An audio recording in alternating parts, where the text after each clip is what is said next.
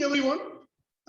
Welcome to Into Oru Tholinuttam of our Farm Graduates Group. This is Agri Joe from Farm Graduates Forum Tamil Nadu, and our forum is an association of all graduates of farming such as agriculture, horticulture, veterinary science, fisheries science, dairy technology, soil conservation, food processing, fruit preservation, agricultural engineering, biotechnology, and sericulture. Every day we are broadcasting one technology of agriculture importance on Zoom, followed by YouTube channel in order to update and upgrade the technical know-how and skill of our fellow farmers and also our members. Today, our topic is on rainfed farming and crop planning for dryland agriculture. India is an agriculture country and 70% of its population depends directly or indirectly on agriculture. Out of the total area, nearly 70% of the area is unirrigated and rainfed, depending upon the various monsoons available in India. We are doing cultivation. It is a very important topic, and today our special guest is Dr. K. Rasu sir. He is a retired deputy director from the government of Tamil Nadu Agriculture Department, and he is the founder of one institution called GACS, Global Agri Horticulture Consultancy Services. I am happy to introduce him and welcome sir to the speech today. Good afternoon, JC students. Good afternoon, Joe. Good afternoon, Rasu sir. On behalf of RITTC, Vaitla, Altma, Kakanar, Samadhi, Trivandrum and Manage Hyderabad, I heartily welcome Rasu sir to handle a class on dryland agriculture and rainfed farming for the JC students, and I also welcome other participants to attend the today's class. We would like to get a good understanding on the aspects of dryland agriculture for the JC students, as it is a part of the syllabus in their curriculum. Thank you. Good evening, dear friends. Is it clear? Yes, it's clear. Your video is not coming. Screen is not shared. Oh. Shall I start now? Yes, you can start. First of all, I must be thankful to Administrator Dr. Joe, Tamil Nadu Farm Graduates Forum, and the coordinator for this event, Rainfed Farming and Crop Planning session, Dr. Ranjan Jacob.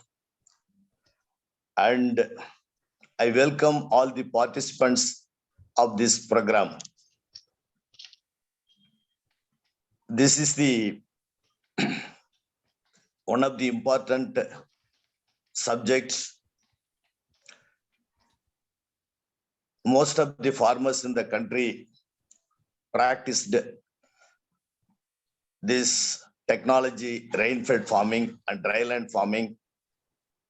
Almost majority of the states. Come on. Yes. Most of the states in the country practiced this technology because most of the farmers, almost 80% of the farmers in the country are poor farmers. Lands are fragmented in nature. That is, farmers are marginal and small farmers have the land holdings of 2.5 acres to 5 acres. And most of the states are rainfed in nature. So this rainfed farming technology is the most important practice followed almost 75 parts of the country. Coming to the today's topic, rainfed farming and crop planning. Rainfed farming, the important aspects we have to cover in rainfed farming is starting from low-cost technologies like farmers to be compulsorily followed these technologies to get maximum yield by adopting these technologies like summer plowing, seed treatment, and seed hardening technologies.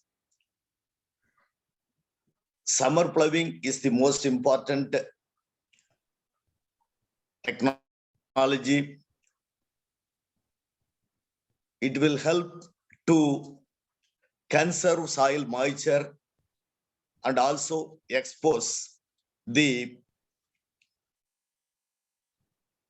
debris of some insects in the field, and also application of farmyard manure is one of the important technology to be followed in dryland agriculture.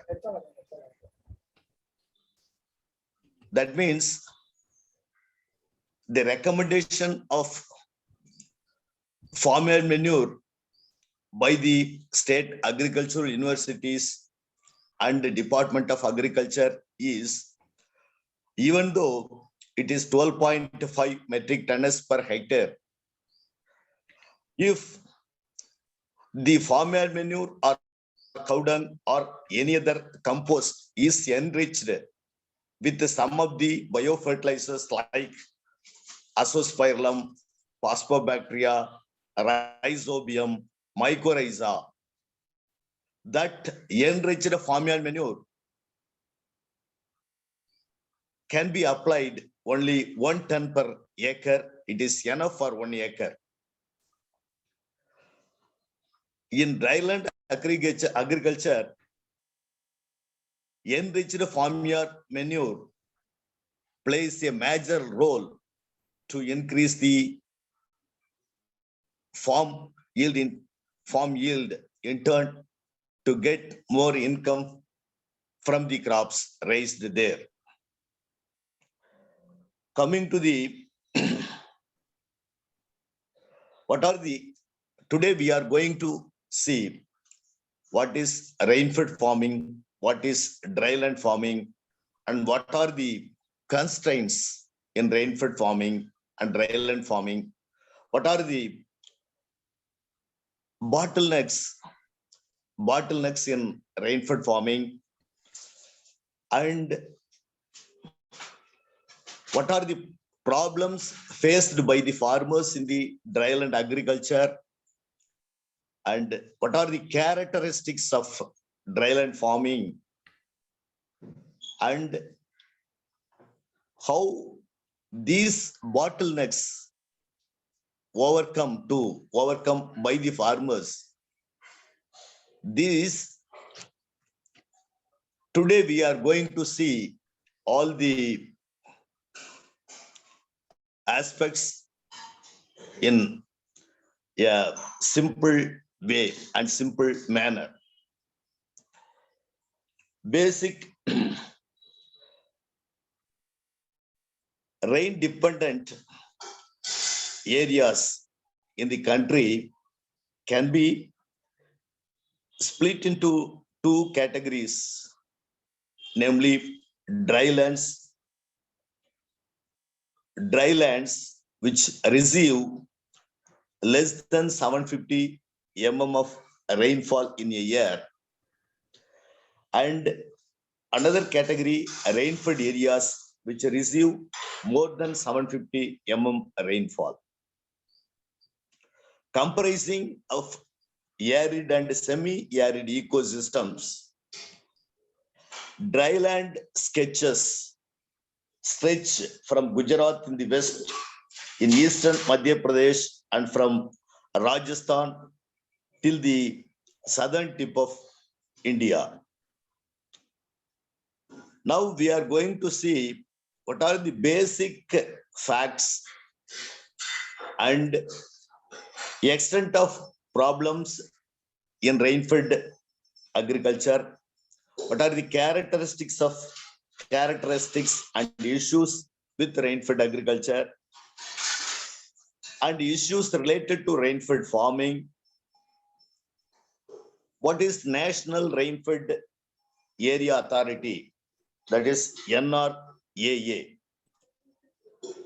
Now, first of all, we can see the basic facts about the extent the problem of rainfed agriculture.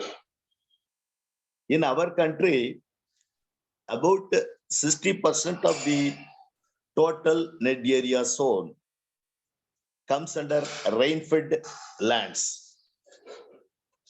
Rainfed lands, rainfed crops account for 48% area under food crops and 68% under non-food crops. This is the condition in our country.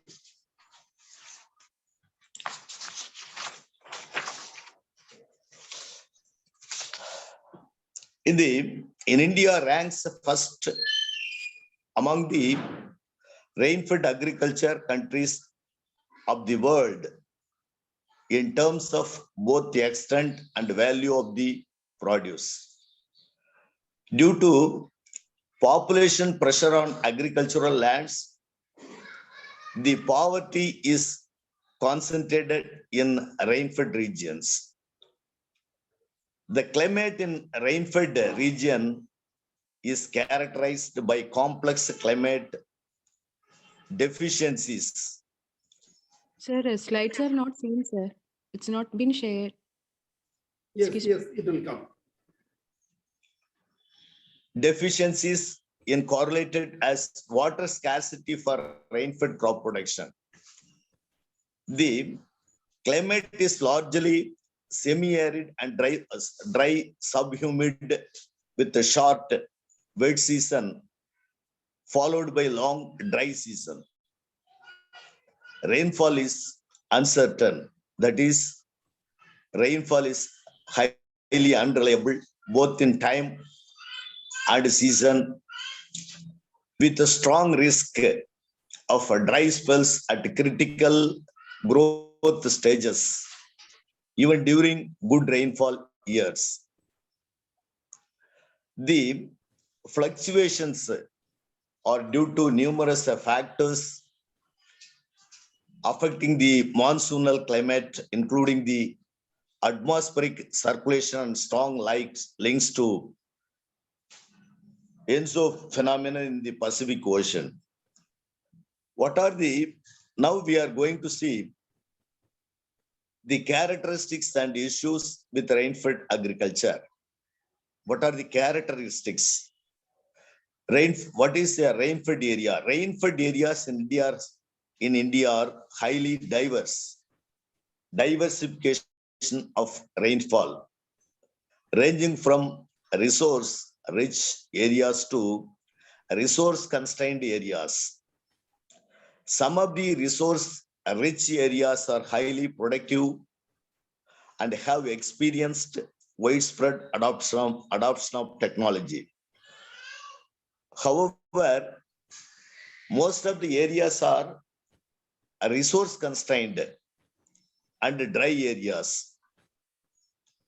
In the resource-constrained and dry areas, the farming is a survival mechanism rather than the growth-oriented activity.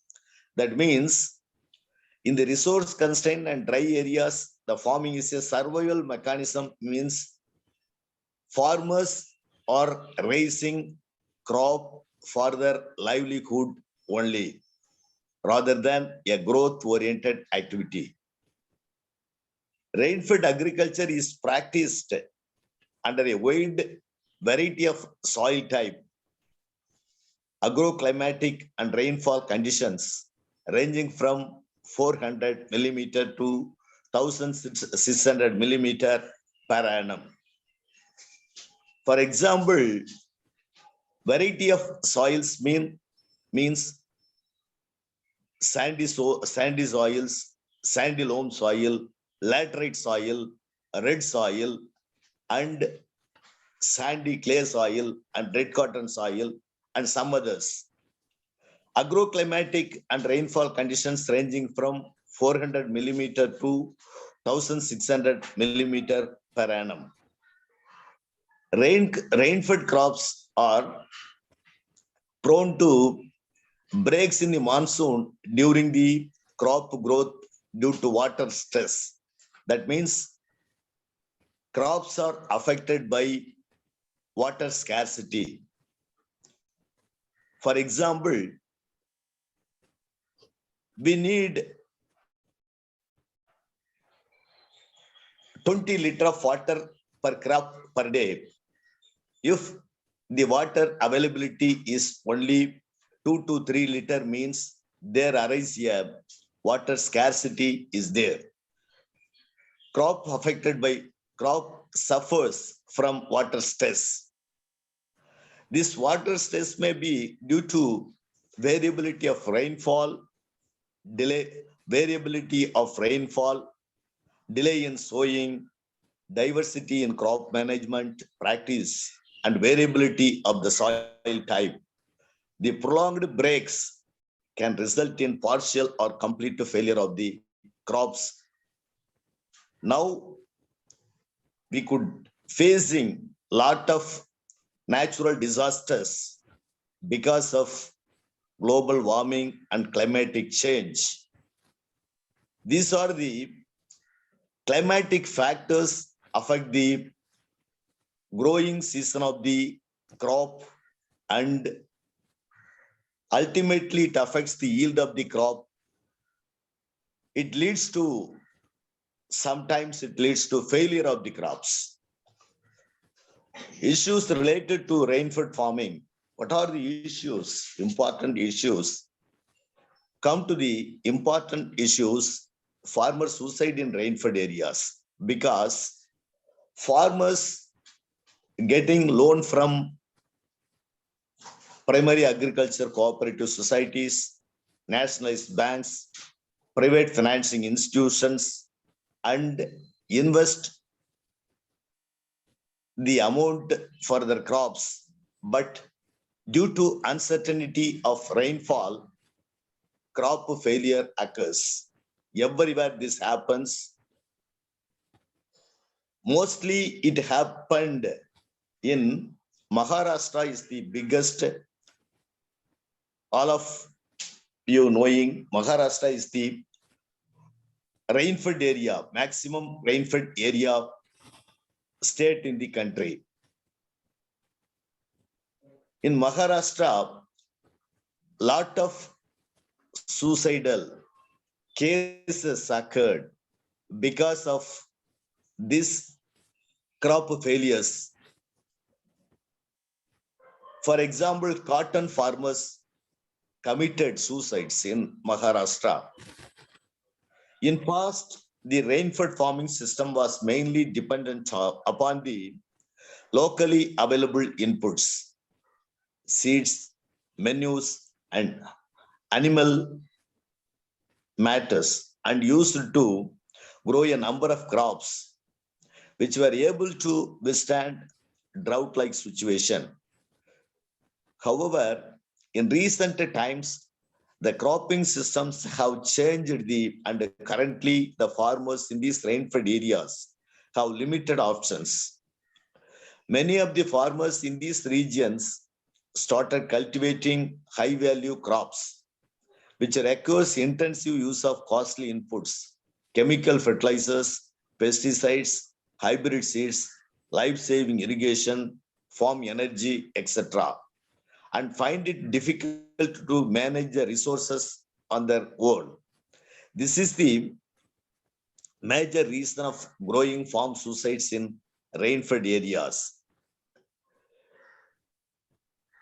Now, we could see the what was happening during Green Revolution and after Green Revolution, what has happened.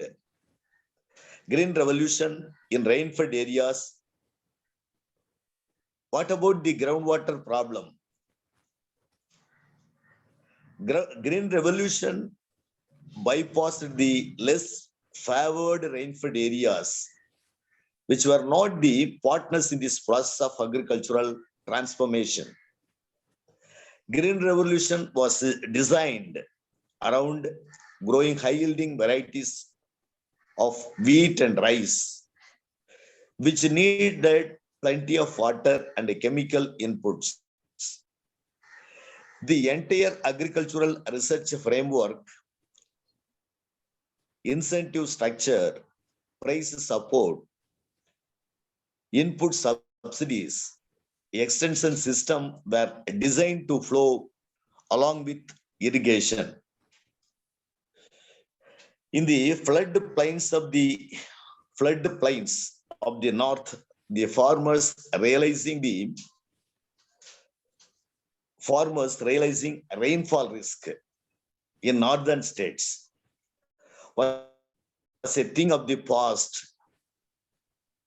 Switch over to high-yielding varieties because canals were therefore for irrigation. However, the story was different in the dryland areas. In dryland areas, seeds and fertilizer reached to the farmers, but water did not reach. In dryland, farmers regularly getting seeds and fertilizers. That is, there is no problem at all. But at the same time, water did not reach their destination. Those who wished to adopt to the new seeds and fertilizers created the predictable water supply for themselves. When electricity came, these farmers invested in groundwater pumps.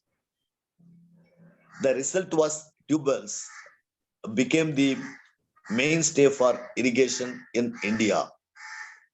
This was the story after the Green Revolution.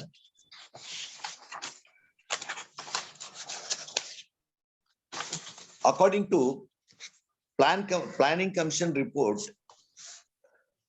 titled Synopsis of Groundwater Resources in India, everybody is knowing Planning Commission was set up from the independence from 1960-61 onwards. Canals and tanks accounted for 61% of non-rainwater irrigation compared to 0.64% for tubules. In 2002 and 2003, the share of canals and tanks was down to 33%, while tubules had increased to 39%. Green Revolution, rainfed areas, change in the cropping patterns. Now, we are going to see what are the crops after Green Revolution raised and what are the cropping patterns to be followed after Green Revolution to reduce their vulnerability to rains. That means to reduce the impact of rains, farmers in some areas grow crops such as jowar, that is sorghum, bajra and pulses. Bajra, that means kambu and pulses. These crops are low yielding but less affected by variations in rainfall. This saved the farmers from the risky nature of farming in rainfed and dry areas. In the same field, they planted multiple crops. For instance, jowar or pulses, both drought resistant, would be planted alongside wheat, which gave high yields in normal rains. They also maintained livestock, or if forests were in the vicinity, gathered minor forest produce. However, the advent of green revolution, electricity and groundwater tubes, the cropping patterns also changed. For example, the farmers of Madhya Pradesh used to grow jowar during the rains. A local wheat variety after that, till the advent of green revolution. However, once the pumps came in, farming became a year-long activity. Cash crops like soya displaced by jowar. High-yielding varieties of wheat displaced jagu. This is the almost all. This happened almost all parts of the India, and that is the reason why that cotton, maize, and soya remain the major crops of the rainfed areas of India. Nowadays, we can see most of the northern states of the country cultivated maize, cotton, jowar, mustard, rapeseed. These are the and other red gram, some pulses also. These are the major crops cultivated in almost all the northern states in the country. Now we can see the groundwater level. The too much exploitation of the groundwater by the tube wells led to the depletion of this finite source. For example, in some parts of the Madhya Pradesh, groundwater levels have plunged from 50 feet in the 1970s to 700 feet now. That is, groundwater level in 1970, 50 feet, but now it is, the level of groundwater is 700 feet. Now we can see the difference after 50 years. Today, it has taken a shape of acute crisis in 6 states of India. If the ratio of groundwater by tube wells led to the depletion of ratio of groundwater extraction to groundwater recharge is less than 70%. It is considered safe. 70 to 90% semi-critical, 90 to 100% critical and more than 100% overexploited. Between 1995 and 2004, the proportion of districts in semi-critical, critical, and overexploited has grown from 5% of the agricultural area and 7% of the 5% from 5% of the agricultural area and 7% of the population to 33% and 35% respectively. The 6 states where the level of groundwater is unsustainable are. What are the six states? Unsustainable groundwater level.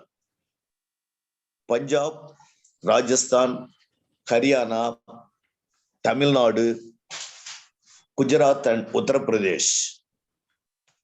These 6 states accounted for of the food grain production in 2008 and 2009. Now we can see, come to the point of National Rainfed Area Authority. This is the authority set up for assisting the rainfed areas in the country. It was established in 2006 to give focused attention to rainfed areas of the country. This advisory body formulated some common guidelines for the watershed development project and is consultation with all the states for its implementation. In this background, we are going to see some of the important terminologies related to rainfed farming. What is a dry farming and what is a dryland farming and rainfed farming? Dry farming is cultivation of crops in regions with annual rainfall less than 750 mm. Crop failure is in rainfed areas. Crop failure is most common due to prolonged dry spells during the crop period. These are arid regions with the growing season, period of adequate soil moisture less than 75 days. For example, we can say black gram, green gram. These crops are shorter duration in nature. Moisture conservation practices are necessary.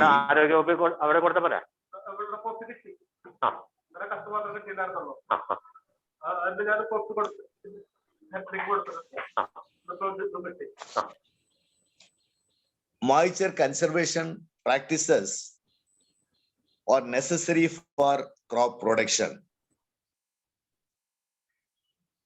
What is dryland farming?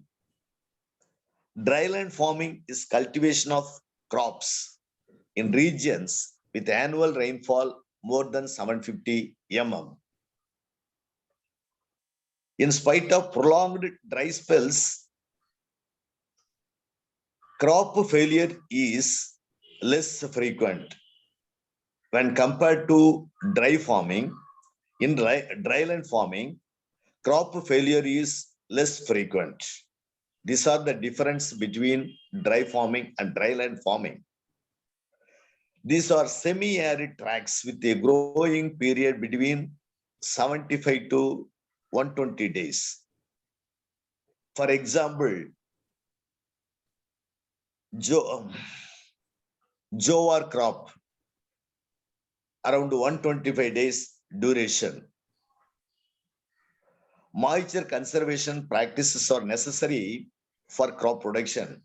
However, adequate drainage is required, especially for dirty soils or block soils. Rainfed farming. Rainfed farming is crop production in regions with annual rainfall more than 1150 mm. Crops are not subjected to soil moisture stress during the crop period. So there is no water scarcity during the crop period in rainfed farming. Emphasis is often on disposal of excess water is also there. These are humid regions with the growing period more than 120 days. For example, some cotton varieties more than 120 days, 150 days. In dry farming and dryland farming, emphasis is on soil and water conservation, sustainable crop yields, and a limited fertilizer use according to soil moisture availability. In rainfed agriculture, emphasis is on disposal of excess water, maximum crop yield, high levels of inputs, and the control of water erosion. What are the parameters of dry farming, dryland farming, and rainfed farming? Rainfall, dry farming below 750 mm, dryland farming, rainfall around 750 to 1150 mm, rainfed farming, rainfall is around above 1150 mm. What is the moisture availability in these areas? In dry farming, moisture availability is acute shortage. Dryland farming, moisture availability is shortage in nature. Rainfed farming is moisture availability is enough. What about crop growing season in these areas? Crop growing season with regard to dry farming below 75 days, dryland farming 75 to 120 days, rainfed farming above 120 days. What is the region, growing region in these areas? Dry farming, arid region, dryland farming, semi-arid region, rainfed farming, humid regions.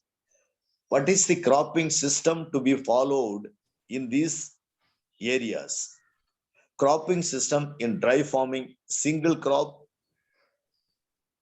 and intercropping system followed. Dryland farming, single crop, same intercropping is also followed.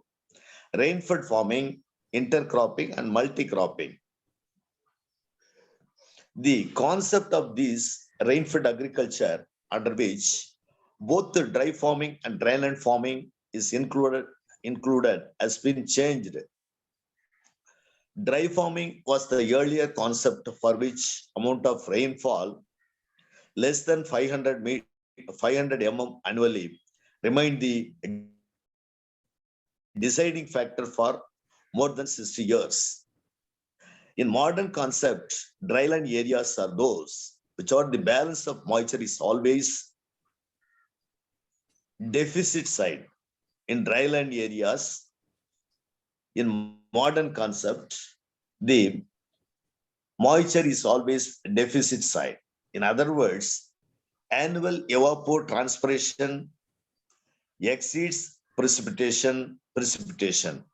Evapotranspiration exceeds precipitation. That means rainfall. In dryland agriculture, there is no consideration of amount of rainfall. It may appear quite strange to a layman that even those areas which receive 1,100 millimeter or more rainfall annually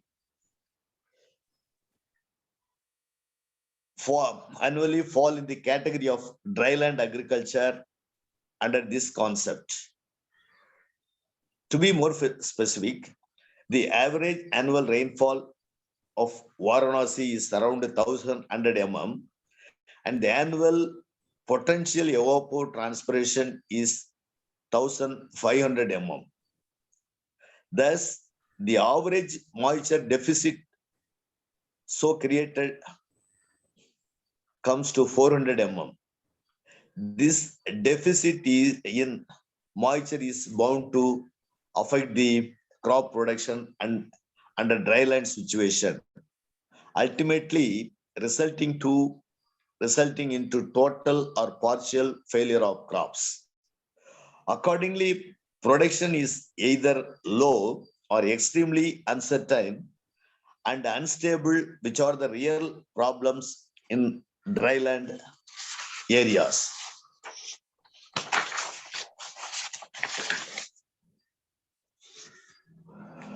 When coming to the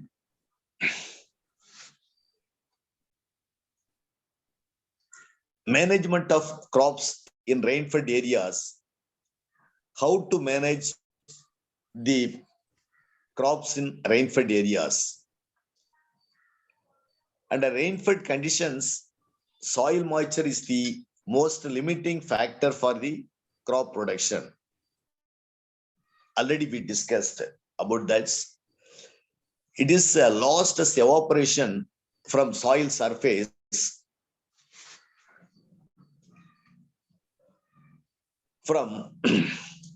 lost as evaporation from soil surface and as transpiration from the plant surfaces. The combined loss of moisture through these two processes is known as evapotranspiration. Crop management practices under rainfed areas. One, efficient cropping systems. Cropping intensity in dryland agriculture is generally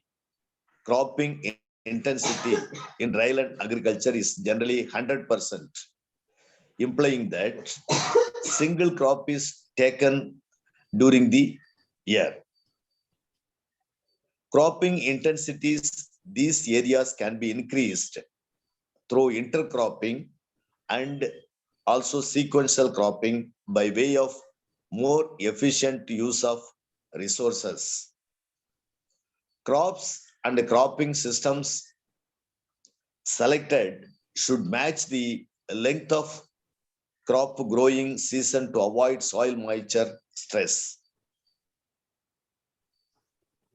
Double cropping, either by sequential cropping or relay cropping, all are related to intercropping. Double cropping, sequential cropping, or relay cropping is possible in regions with rainfall above 900 millimeter, extended rainy season, and high soil moisture storage capacity. Double cropping is also possible. Double cropping is also possible with rainwater harvesting in farm ponds. Rainwater harvesting is the important technology to be followed in all the rainfed areas. Most of the farmers in rainfed areas interested to dig out ponds for collection of water, storing the water for their crop, for using their crops.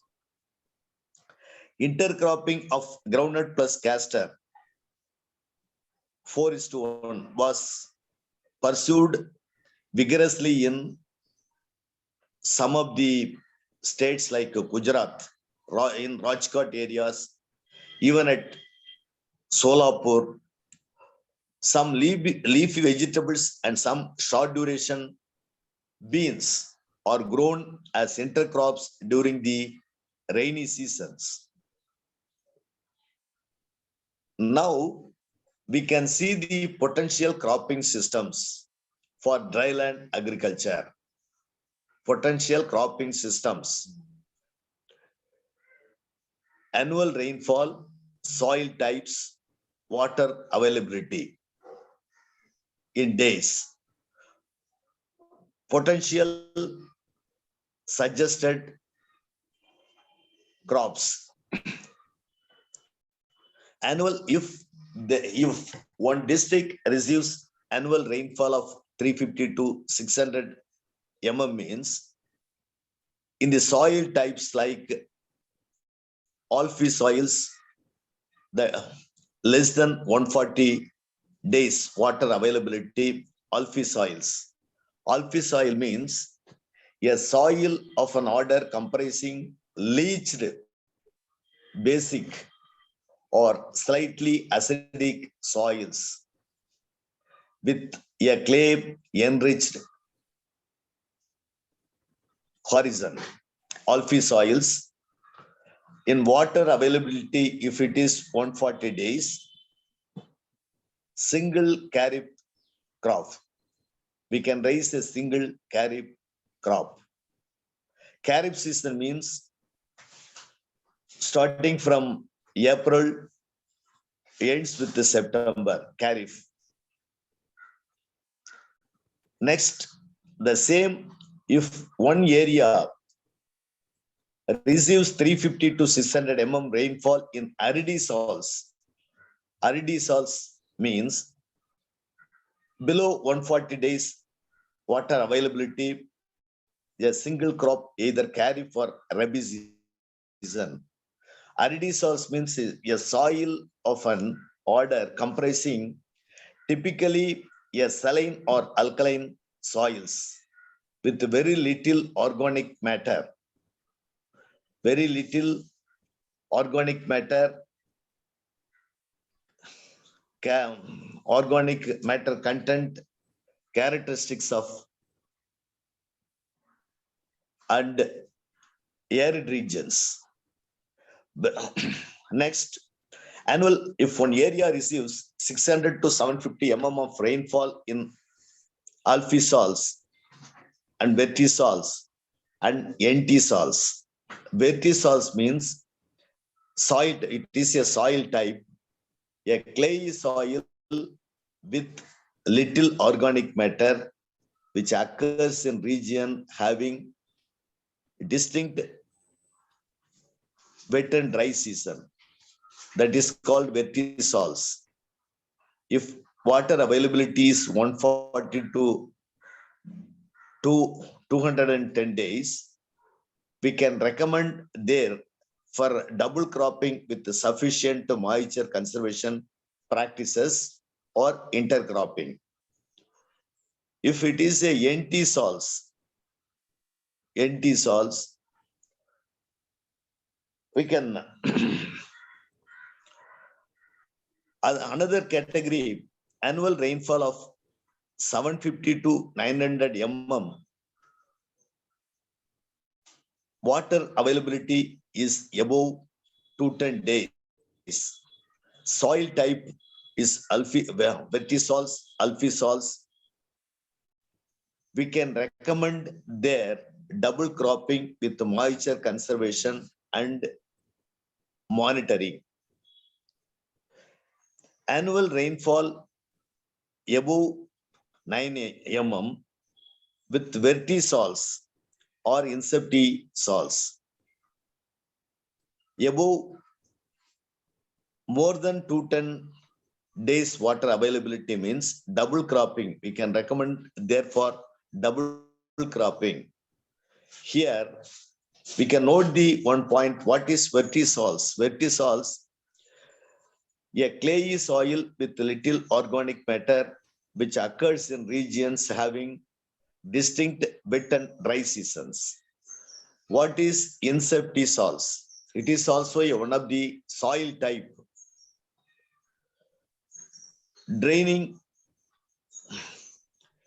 soils in which the formation of distinct horizons is not far advanced, such as brown soils.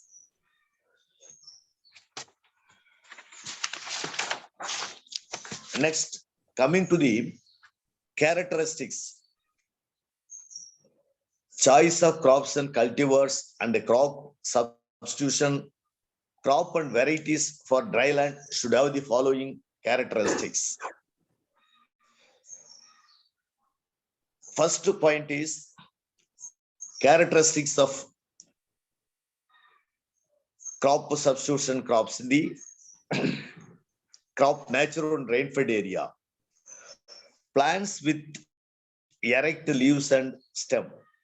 Plants with erect leaves and stem, short duration and early vigor, deep root system with ramified roots. Ramified roots means spreading of roots. Deep root system with spreading roots. Dwarf and moderate tillering in case of tillering crops and varieties. Resistance or tolerance to biotic stress. Biotic stress means biotic stress caused by living organisms like virus, bacteria, fungi, nematode, insects, weeds. Biotic stress can change in plant physiology or loss of biomass, early flowering, the decreased seed set, the accumulation of protective metabolites and some others. Biotic stress.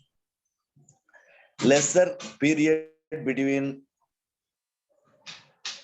flowering and maturity, lesser period between flowering and maturity, so that grain filling is least affected by adverse weather. Resistance tolerance to abiotic stress. Abiotic stress, what are the characteristics of abiotic stress? Low or high temperature. Impact of abiotic stress means low or high temperature, deficient or excessive water, high salinity, heavy metals, and ultraviolet radiation, hostile to plant to growth, leading to great crop yield loss. These are the abiotic impact of abiotic stresses. Also, a low rate of transpiration, less sensitive to photoperiod, wider adaptability. These are the dryland crop characteristics. Coming to the traditional cultivars or longer duration, photosensitive, insufficient uses of soil moisture, and often have poor responses. The guiding principle of choice of crops, varieties, and cropping systems for dry lands should be their sustainability to vagaries of monsoon. It is imperative to select crops and varieties which possess wider adaptability, shorter duration, and tolerate rainfall vagaries by virtue of their ability to maintain high internal water content with the deep root system and less transpiration. Such crops and cultivars should be substituted with productive crops and cultivars. We can select crops like pulses and seed crops perform better than cereals if the sowings are delayed during Kharif season. Among the pulse crops, cluster beans, moth bean, and horse gram are better choice for low rainfall areas relative to other Kharif pulses. Among oilseed crops, castor and sunflower perform better than groundnut under conditions of delayed sowing.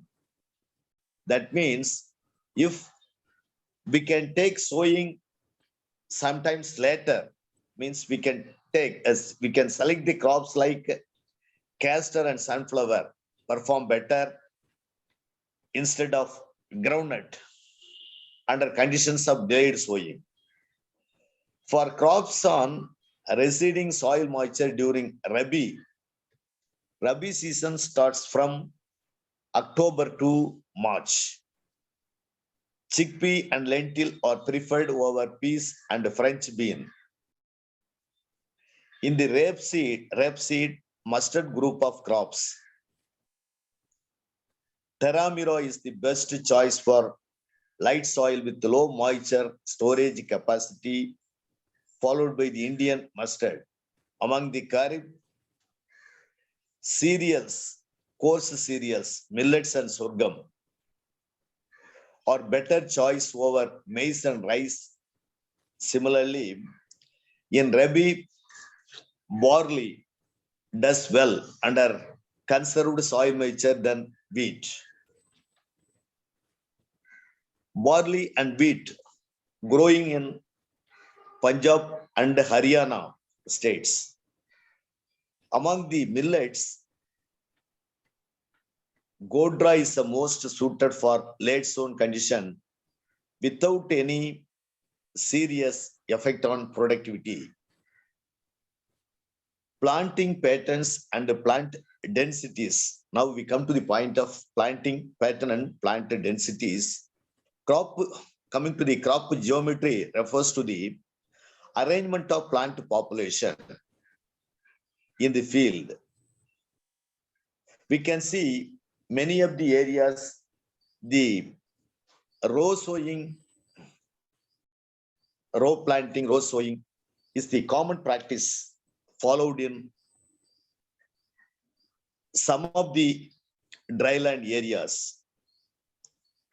Choosing the optimum plant population and width of row spacing continues to be one of the most difficult challenges for dryland farmers. At same time, two densities means maximum plants per square meter area. That means two densities, crop yields are reduced because too much of soil water is used up to vegetative growth by the crops early in the season. At the same time, two low densities. For example, in a square meter area, we may plant minimum of crops that means low density do not effectively exploit available moisture. Recommendations are frequently made that do not differentiate between crop grown on stored moisture September, October to January, February, and those grown during rainy season June, July to October, November.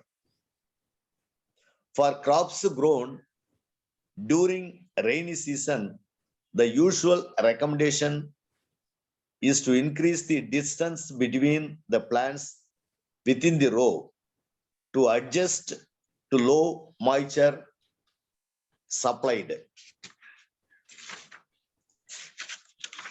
For one important practice, major practice to conserve soil moisture and reduce the conserve soil moisture in the field. We can follow the important technology. Mulching is one of the most important technology to be followed in rainfed areas. Definitely, it will increase the yield up to 10% of the crop raised. Mulch, what is mulching? What are the benefits of mulching? What are the methods of mulching? What are the materials to be used for mulching? Now we can see these things. Mulch is in covering material applied on the soil surface to reduce evaporation losses. This material may be grown and maintained in place, or any material grown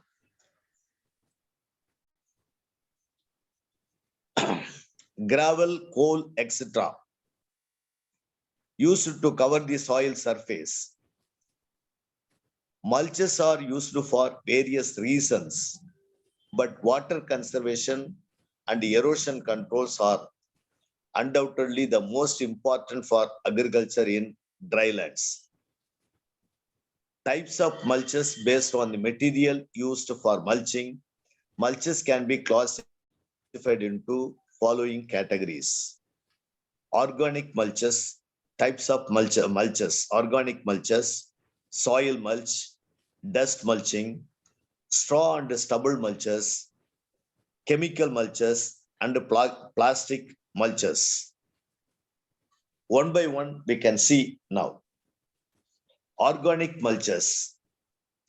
In this mulches, crop residues of cereals and pulses, straw or stalks of cotton, BJP, rapeseed, mustard, etc., or stubbles of crops such as maize, sorghum, sugarcane, including roots, or husks of the seed of various crops, or sawdust are left on the soil surface or spread on the soil surface.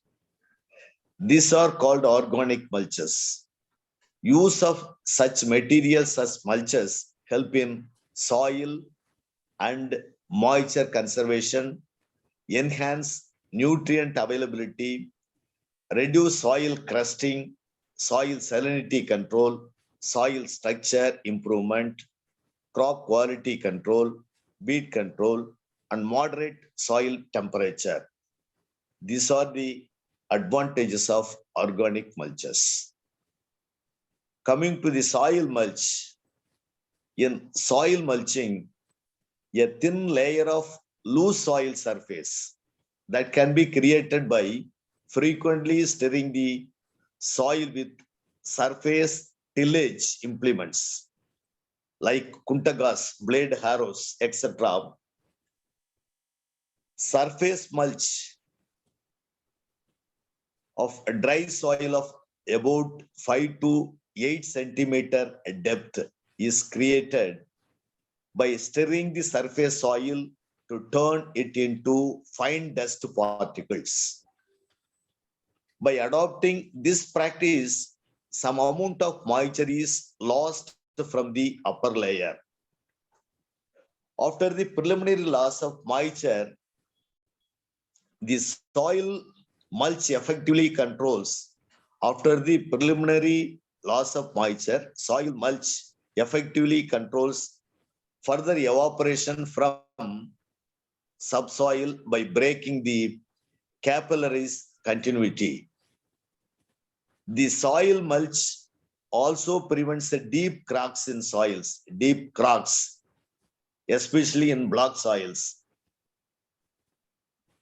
By reducing the direct action of atmosphere, and hence evaporation is also reduced.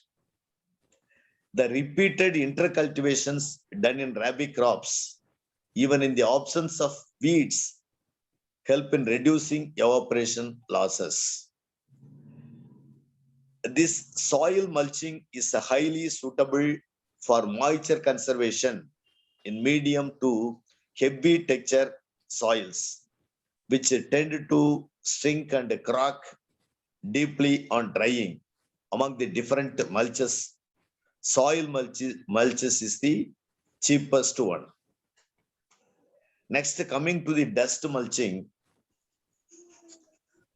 the cracks are filled and covered by the loose layer of dust mulch. It is used as a mid-season correction measure for moisture conservation. This is also one of the mulching method.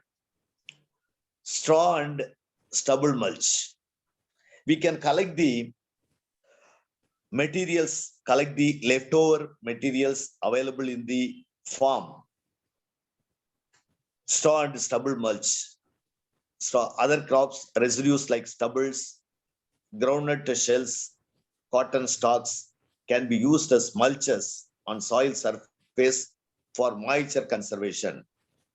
Straw mulches reduce both the amount of energy absorbed by the soil and its movement above the soil and hence reduce evaporation.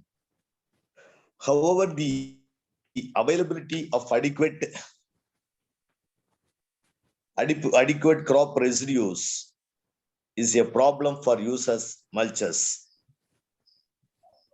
Chemical mulches. ഇതൊന്നും not ചെയ്യാൻ പറ്റുന്നില്ലല്ലോ. Slide കാണുമായിരുന്നെ not ചെയ്യാൻ പറ്റിയാണ്. ഇതിപ്പോ ഒന്നും ചെയ്യാം, ചുമ്മാ കേൾക്കുന്നത് മാത്രമേ ഉള്ളൂ. In chemical mulching, aluminum foil, we can use the following materials as a chemical mulching. Aluminum foils, plastic, polythene sheets are used as the chemical mulches or spread on the soil surface to moderate the soil temperature for controlling weeds, to optimize temperature for germination of seeds, and to induce runoff rainwater and water conservation and harvesting. Besides this, some chemical such as hexadeconal, a long chain alcohol chemical is also, when mixed in the top 6 to 7 mm soil layer, results in a significant reduction of about 40% evaporation. The surface layer of a treated soil dries out more rapidly than out of untreated soil, creating a diffusional layer to evaporation. Plastic mulches. Plastic mulches are commonly used in all the crops, in all the lands. In garden land also, these plastic mulches are used. Plastic mulches are very effective as mulches for evaporation control, provided cost is not a limiting factor. The plastic mulches may be either white or black in color. Modified before placement, blockade, or any material processed or manufactured and transported before placement. Plastic mulches will absorb the solar radiation and enhance the soil temperature for hastening the germination of winter crops like wheat, barley.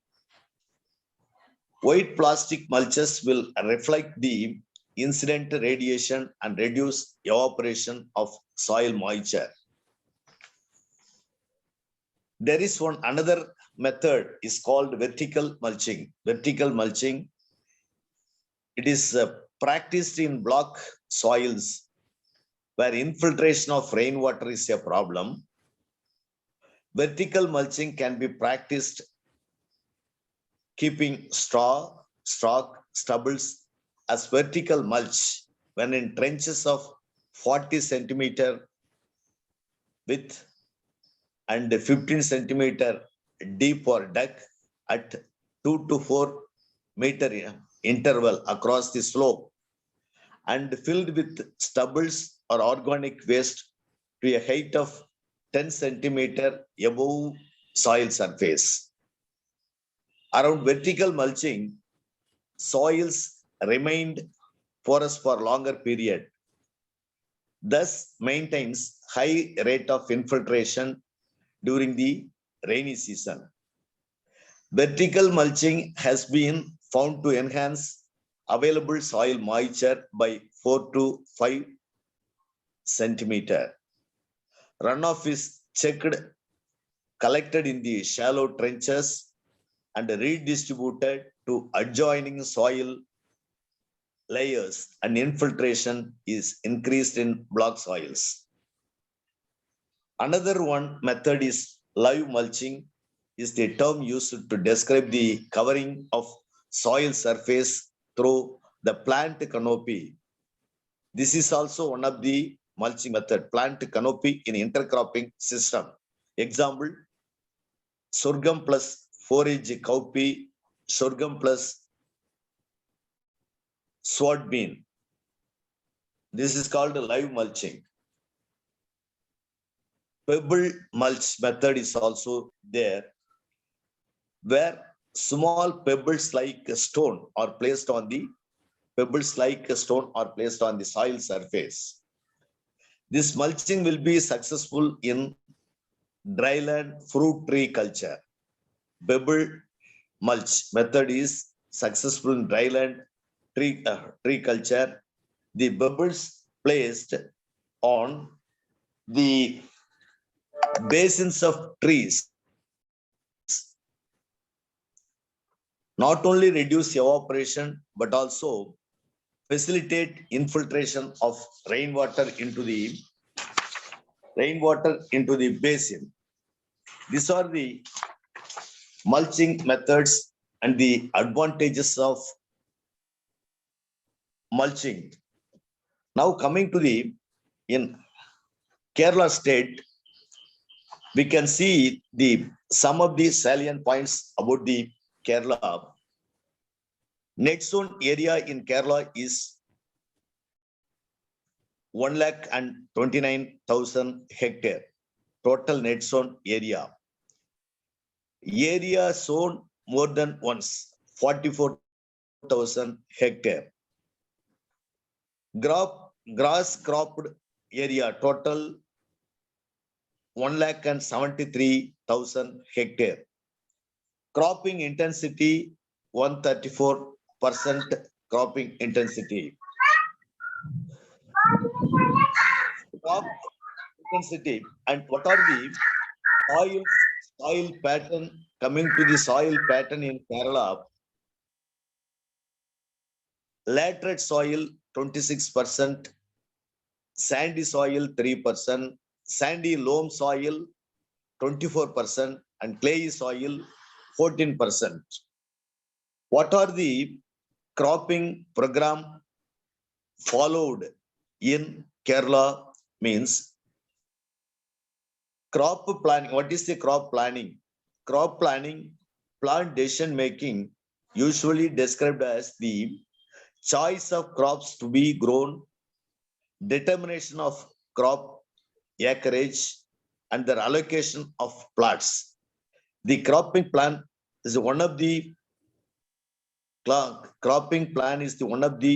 first step in the process of crop production occurring at the farm level. What are the important cropping program followed there? Means coconut,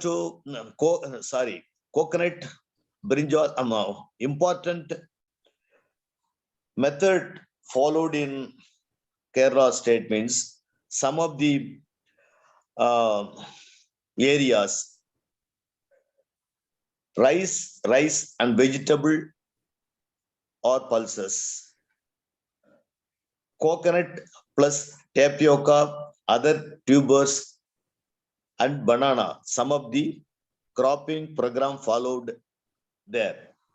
Coconut plus tapioca or other tubers and banana. In some of the areas, rice, vegetables or pulses. In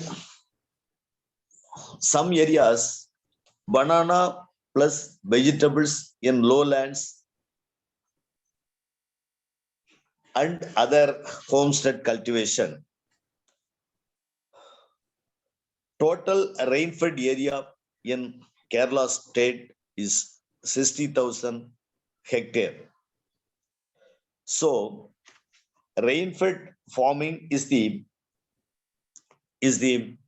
main. Now we come to the conclusion that rainfed farming is the most important farming in the country because majority of the farmers, 80% of the farmers followed rainfed farming, and the characteristics of soil, climatic condition are suitable for rainfed farming in our country. So rainfed, we should concentrate more to the rainfed farming cultivation, and we have to help the rainfed farming farmers to increase the yield of the rainfed area crops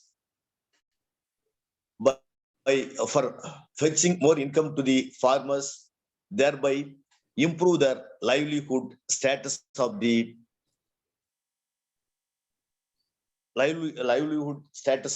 farmers. With this, I complete my rainfed farming. Thank you very much for giving this opportunity to Ranjan Jacob, and thank you very much for our Farm Graduates Forum Administrator, Dr. Joe, and thanks to all the participants from the DAISY program. Also, I have thankful to our friends from Farm Graduates Tamil Nadu session, some forum. Thank you very much, one and all. Thank you very much to all our friends. Thank you, With this, I Dr. finish my. Thank you, Dr. K. Rasu. Rasu sir, Thank you very much. retired Deputy Director from the Government of Tamil Nadu Agriculture Department. He had given a very excellent presentation on the topic rainfed farming and crop planning for dryland agriculture. Now this is question time. You can ask a few questions. You can ask in either in English or in Malayalam, which will be translated by our facilitator, Mr. Ranjan.